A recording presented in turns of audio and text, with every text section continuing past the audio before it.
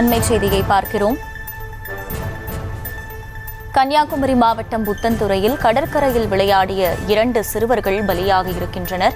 கடல் அலையில் இழுத்துச் செல்லப்பட்ட 2 சிறார்களும் பலியான சம்பவம் அரங்கேறியிருக்கிறது. பல்லடத்தில் இருந்து உறவினர் வீட்டு சுப நிகழ்ச்சிக்கு சென்றபோது இந்த சம்பவம் நிகழ்ந்திருக்கிறது.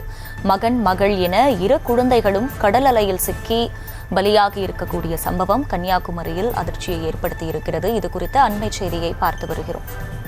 கன்னியாகுமரியில் கடல் அலையில் சிக்கி 2 சிறார்கள் பலியாகி இருக்கின்றனர். பல்லடத்தில் இருந்து உறவினர் வீட்டு சுப நிகழ்ச்சிக்கு சென்றபோது இந்த சோக சம்பவம் நிகழ்ந்திருக்கிறது.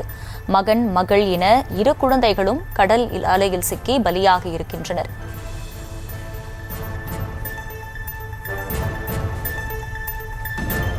கூடுதல் விவரங்களை செய்தியாளர் சதாம் வழங்க கேட்கலாம். சதாம், வணக்கம். முழு விவரங்கள்.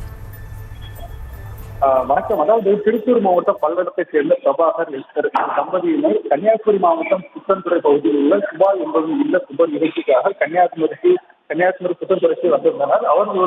அவர்களது 6 வயது பெண் குழந்தை எண்ணெய் மற்றும் 5 வயதான ஆண் குழந்தை இந்தா ஆகிய 2 குழந்தைகளும் இந்த நிகழ்ச்சிக்கு அழைத்து வந்தனர். இந்நிலையில் நேற்று சுப நிகழ்ச்சி நடந்து முடிந்த நிலையில் இன்று புத்தன்துறை கடற்கரை பகுதியில் 2 குழந்தைகளும் விளையாடி கொண்டிருந்த போது அந்த வேளையில் திடீரென கடல் அலையில் அந்த 2 குழந்தைகளும் சிக்கி இழுத்து செல்லப்பட்டு மூச்சு திறந்தால் உடனே அக்கம் பக்கத்தினர் அவர்களை மீட்டு மருத்துவமனையில் கொண்டு சென்றனர். ஆனால் 2 குழந்தைகளும் ஏற்கனவே இறந்து விட்டதாக மருத்துவர்கள் தெரிவித்தனர். மேலும் 2 குழந்தைகளின் உடலை உடற்கூறு ஆய்வுக்காக ஆசாரிப்பள்ளம் அரசு மருத்துவக் கல்லூரி மருத்துவமனையில் கொண்டு சென்றுள்ளனர். தொடர்ந்து இது குறித்து போலீசார் வழக்கு பதிவு செய்து தற்போது விசாரணை மேற்கொண்டு வருகின்றனர். இந்த சம்பவம் அப்பகுதியில் பெரும் சோகத்தை ஏற்படுத்தியுள்ளது.